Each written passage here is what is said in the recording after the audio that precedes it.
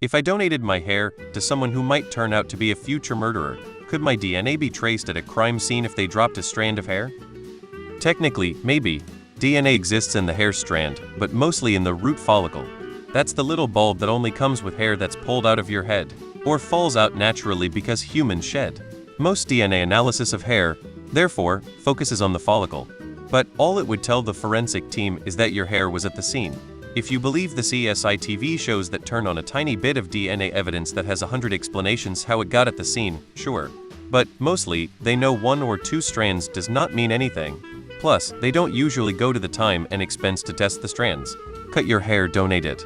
You won't be charged with someone else's crime. But isn't the DNA actually at the root? Hair gets cut before the root. Sure, DNA contamination can occur for a whole multitude of reasons. It's why, despite popular belief, DNA evidence should only be used as one tiny part of the case, not as some miracle 100 gotcha proof of guilt. Nope.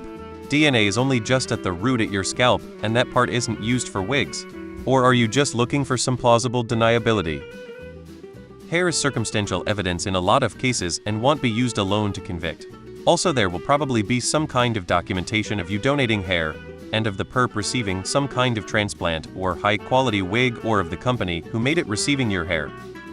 Most likely no, but it is possible.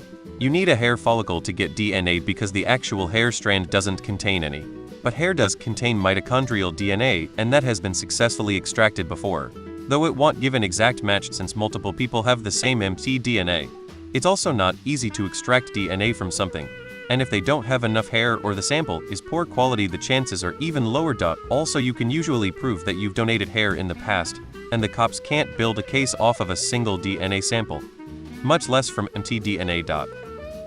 Not hair, but this happened with bone marrow. HTTPS. Like the others said, probably not, but your DNA would have to already be on file with law enforcement, so they would have to get your DNA twice. Yes, but they can tell how long the hair has been dead. So if you donated hair 6 months ago, someone committed a crime wearing a wig made from your hair today, you could use that as evidence of your innocence. This hair has been dead for 6 months, so either you were at the crime scene 6 months before it was a crime scene, or they committed the crime wearing a wig from your donated hair from 6 months ago. Or the cops could just take some DNA from the trash that came from your house and leave that at any crime scene to frame you for anything they want. If you have an ironclad alibi, either scenario has reasonable doubt. Keep your receipts, haha. Probably, but I feel like the forensics could tell your hair has been dead longer unless you donated recently. It also seems unlikely that your hair would be the only thing that left DNA traces. They ought to be puzzled why there is only hair DNA from one individual, and various mixes of others like skin and vapors from another person. This is why I don't go to potlucks. Unless you took photos of yourself donating your hair, you'll have proof you're innocent. No one reason dogs are falsely incarcerated. Wow, what an interesting question. I have no idea.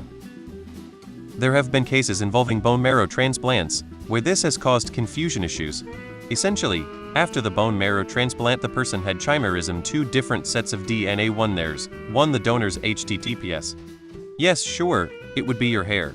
That's not enough to get the charge pinned on you, for various reasons, but your DNA would probably be at the scene. You'd have a record of having donated your hair. Too many cop shows make people think a small piece of your DNA at a crime scene is as good as a conviction.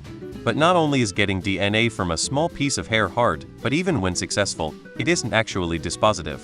That's if your DNA is even on file, which it usually isn't. Sounds like if you're a criminal, you should donate as much hair as possible. It's a great excuse why your hair might have been found at a crime scene. Good point. This is why I pick my shells up when I go to the gun range.